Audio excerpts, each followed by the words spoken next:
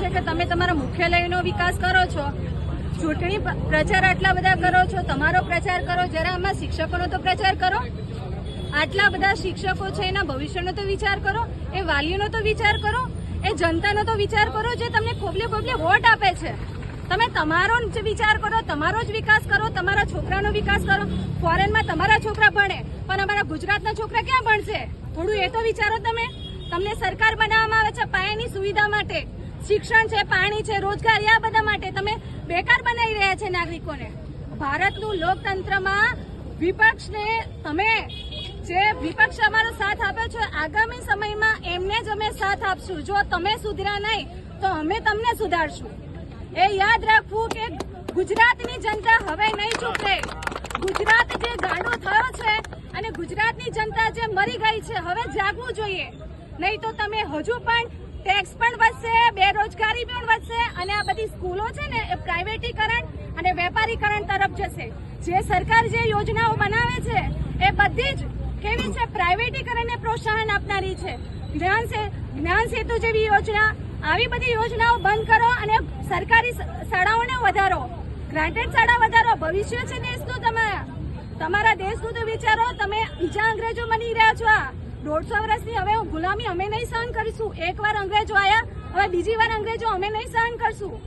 એકવાર સુધરો તમે, નહીં તો પછી અમે પણ કોંગ્રેસ વાળી કરશું. હવે આજે સમગ્ર ગુજરાતની જનતાને શિક્ષક દિવસની ખૂબ ખૂબ શુભેચ્છાઓ.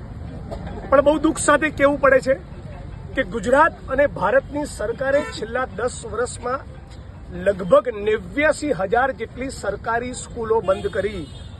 આ પ્રચંડ બેરોજગારી અને મોંઘવારીના સમયમાં દેશનો અને ગુજરાતનો સામાન્ય વાલી એક ખાનગી શૈક્ષણિક સંસ્થાને સ્કૂલોમાં નહીં, સરકારી સ્કૂલોમાં પોસાય એવું ગુણવત્તાયુક્ત શિક્ષણ પ્રાપ્ત કરાવી શકે પોતાના દીકરા દીકરીઓને, તેવી ગુજરાતની જનતાની અપેક્ષા હતી. એની સામે સરકારી સ્કૂલો મોટી સંખ્યામાં બંધ કરી રહ્યા છે. બીજી તરફ આખું ગુજરાત જાણે છે કે 50,000થી લઈને 1 લાખ જેટલા શિક્ષકોની ઘટ છે. શાળાઓ નથી, વર્ગખંડો નથી. ગુજરાતની વર્તમાન અને ભવિષ્યની પેઢી બરબાદ થઈ રહી છે.